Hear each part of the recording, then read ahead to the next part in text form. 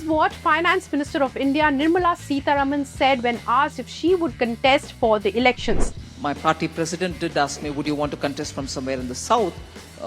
Option is yours, Tamil Nadu or Andhra Pradesh. But I don't have that kind of money to contest.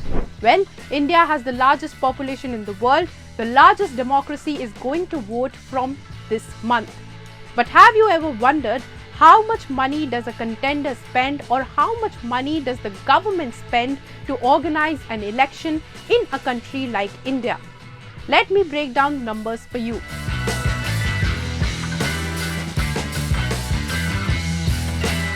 Let's first understand why the Finance Minister of India says that she does not have enough money to contest elections.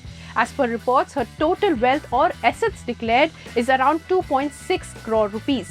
So now the question arises, how much money do you actually need to contest in the Lok Sabha elections?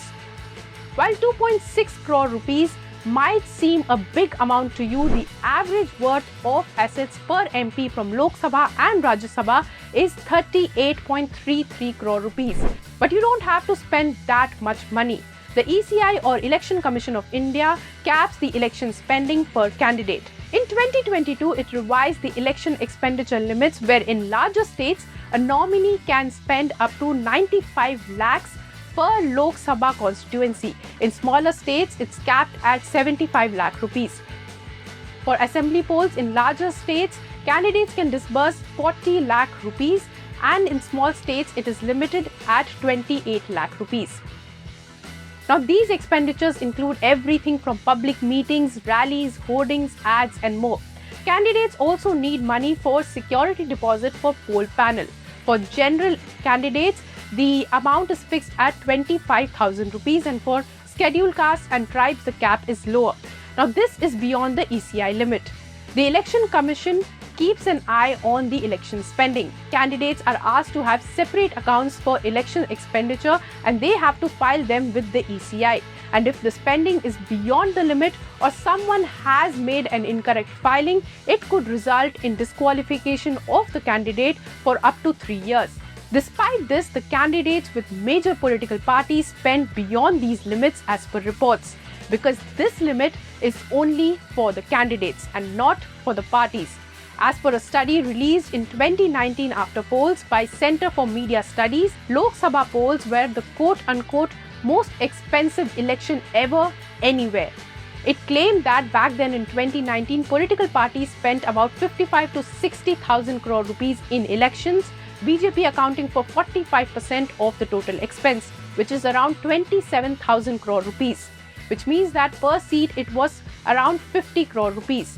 The share of Congress was around 15 to 20% of this, which is around 7,200 to 12,000 crore rupees. Per seat, it comes at 13 to 22 crore rupees. These were the major political parties contesting in the poll. So, well, crorepati or not, some members really do not have this kind of money. Now, coming to how much it takes to organize an election in India. The government of India sets an amount to spend for organizing the election, so it is funded by the government. From 10.5 crore rupees in 1951 to 3,870 crore rupees in 2014, the cost of organizing Lok Sabha elections in India has grown multifolds. This expenses includes funds for deployment of poll workers, security personnel, setting up poll booths, and procuring EVMs, also running awareness programs, issuing voter IDs, and more. The expenditure was last reported in 2014. In the recent budget, that is the interim budget, the Election Commission was granted 385.67 crore rupees for conducting elections. In December last year, the Finance Minister tabled the first batch of supplementary demand for grants for FY24 in Lok Sabha, which included additional 3,147.92 crore rupees for election-related expenditure and 73.67 crore rupees for Election Commission's administration. In the 2019 elections, there were 8,054 candidates for 673 parties in 543 constituencies with 10.37 lakh polling booths, and this was termed as the most expensive elections in the world. So it takes crores and crores of rupees for the government to organize election. So make sure that you cast your vote for the best deserving candidate and let us know in the comments what are your thoughts on the expenses by political parties and the government. And for more such explainers, keep watching ET Now. If you like this video, then like, share and subscribe to ET Now.